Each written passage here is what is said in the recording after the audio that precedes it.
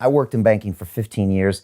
I'll be honest, Michael, I personally want to mow them down as well, because I saw from the inside the way they stopped innovation. They stopped people having access. And there's no need. 30 years ago, I was doing some of the things that now the kids are doing on these D-apps right now. Why did it take so long? And why can't these people you talk about, these 2 billion people around the world, have access to these complex instruments? So I'm on this. Maybe I'm a rebel anyways. Maybe that's why I, fought against freedom of speech last year and ran for mayor this year in London. But I want to wreck it. But I think you're sensitive to the fact that that comes with it regulation issues, and they're going to be real. And DeFi is going to have to go through those hurdles. And meanwhile, Bitcoin as a property might not. And that's the way you see that. Is that correct? Yeah, I mean, I think that innovation, like we're all in favor of innovation. It's a question of who can do what. Like Uber was illegal in half the jurisdictions that they do business in, but I still like Uber. Yeah. But they fought, Airbnb in Miami Beach. Airbnb is illegal, but people are doing Airbnb. And so if you asked me, how do I feel about that?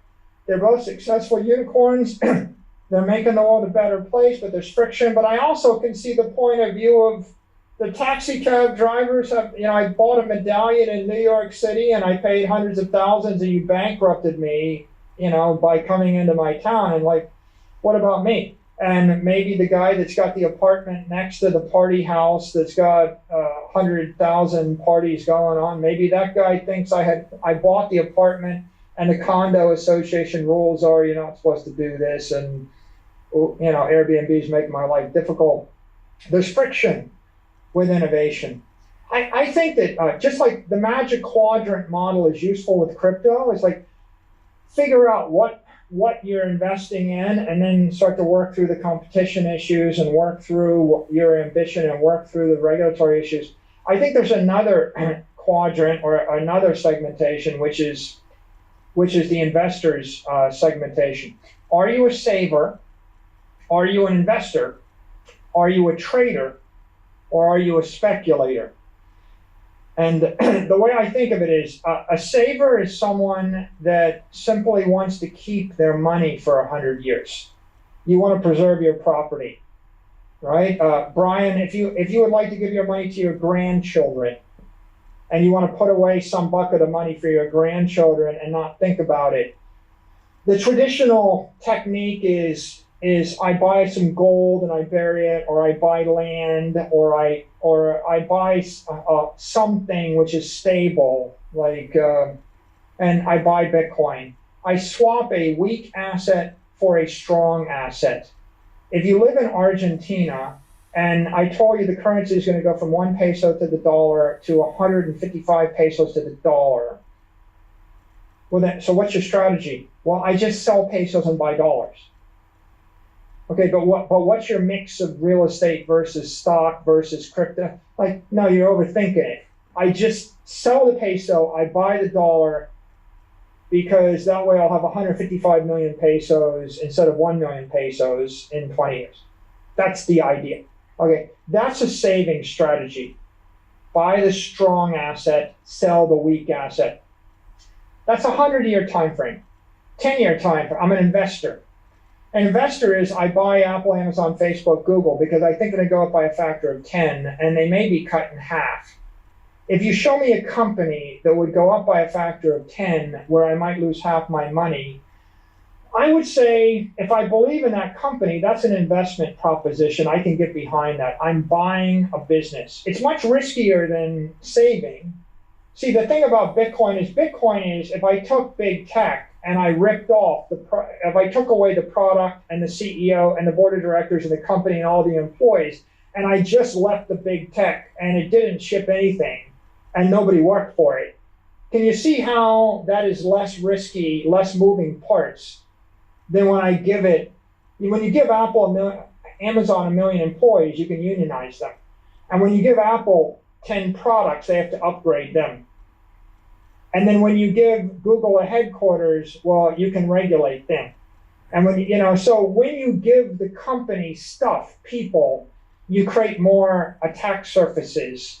So that's why with Bitcoin, I can imagine if I buy 100,000 Bitcoin and it is whatever, 0.5% of the network, maybe I'm holding at 1,000 years. Well, Mike, what has to happen for that to be valuable in 1,000 years? Nothing different than what's happening now, right? So savers have a view, they just want the land. The investors, they're taking a different risk proposition. The traders, well, they're betting on risk derivatives. Like, to be right on Apple stock, you just had to hold it for a decade. But if you're a trader and you were trying to guess whether the quarterly results would be well, so you could buy the call or sell the put, you have to actually, not only do you have to guess whether they print a good quarterly number, but you also have to guess whether the market has already assumed that they're going to print a good quarterly number, and you have to trade against the sentiment of the market. Okay. So you're trading the shape of the yield curve, and you're trading dynamically risk derivatives, the first and the second derivative of risk. If you're a good trader, you know you are. And then the last thing is speculator.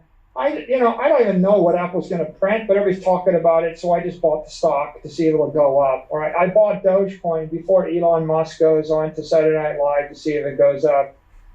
But that's a different thing.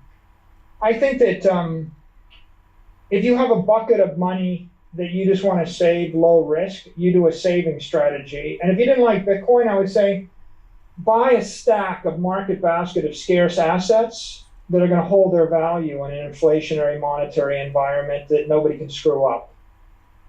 You just want to, I'm just going to buy a trophy asset. I'm going to buy beachfront property. I'm going to live in the rest of my life. I'm going to buy something which you can't mess up. Very simple. An investor, you have to cherry pick from 500 different stocks in the S&P 500 to pick the right one. Okay. But then if you're a Warren Buffett investor, you buy it, you hold it forever. He's still holding Coca-Cola 40 years later.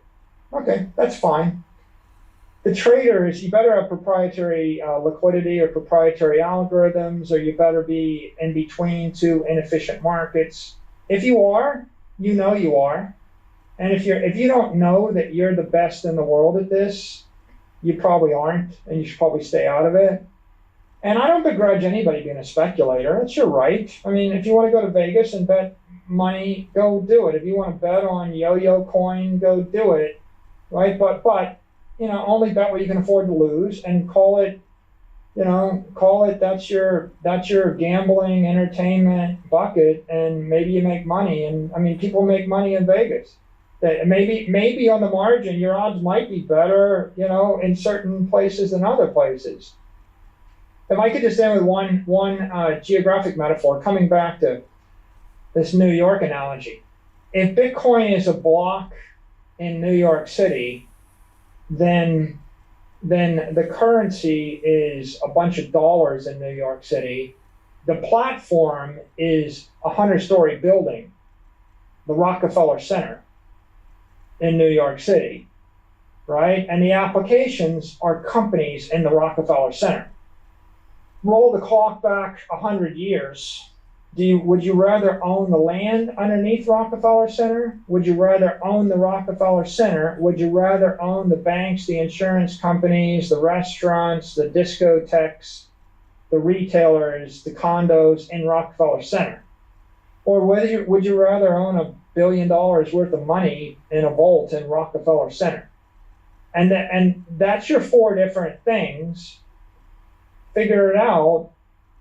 I would say you can make money in any of the four. If you're going to own the dollars, you better be a trader, because you can't hold them that long. You better be trading. If you're going to own the platform, you're going to be a landlord, and you're going to have some tenants go bankrupt and other tenants hit it big, and figure it out. I think that the block in Manhattan is good for 1,000 years. I think the building's good for 100 or 200 years before you have to rebuild it. That's okay. I mean, Rockefeller Center's still there. They put it up in 1930 something. But you gotta renovate it. If you want to own the company, man, companies, they could last. Name a company that's 100 years old. They could last 10 years. They could last 20. They could last 30. They could also last 30 months. But on the other hand, Brian, if I had infinite capital, if you have $1 billion and you just want to put the money to work in a brainless way, you buy the property.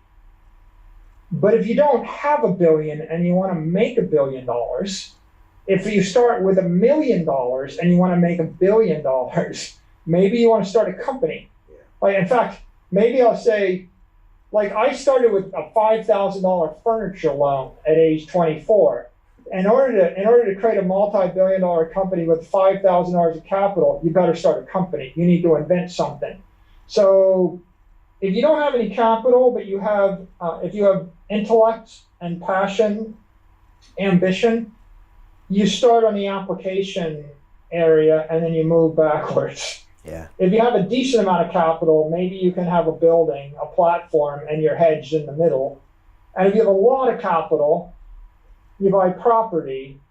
And I think they all appeal to different pools of capital. And they all, you know, the marketplace will sort it all out, but it's important to keep in mind that there's a lot of $400 trillion of the money in the ecosystem is CeFi, it's traditional finance. And so if you want to see this thing really explode, what you want is for the insurance companies, the Mass Mutuals, the New York Lifes, the AIGs, you want them to rotate $100 billion portfolio that's all bonds into 30 or 40 or 50 or $100 billion of Bitcoin. And then as they rotate their traditional bond assets into digital property, the entire ecosystem will expand, and then you can start to use that digital property as collateral for the next thing and the next thing, right? And there's a place for both, right? I mean, some people think the only innovation is in the DeFi apps. Well, I mean, you need to do DeFi apps to bring innovation to certain parts of the economy. Like if you want to when we wanted to bring stablecoin to El Salvador, you needed Lightning on Bitcoin and it was DeFi and you couldn't do it with Visa. But on the other hand, there's also massive opportunities for Apple Pay and Google Pay. You can also convert Apple into the world's biggest bank. Right. Right? I mean, Bitcoin means that Apple could become a bank with $10 trillion in assets in 36 months or 60 months. Okay, that's a different thing, but it's also possible you could have a DeFi network that spins up with hundreds of billions. I think it's more likely that you'll see mega capital flows as the big tech players like Facebook and Apple and Google come in, because they have incredible leverage they can bring to bear if they start to embrace even a piece of the crypto ecosystem.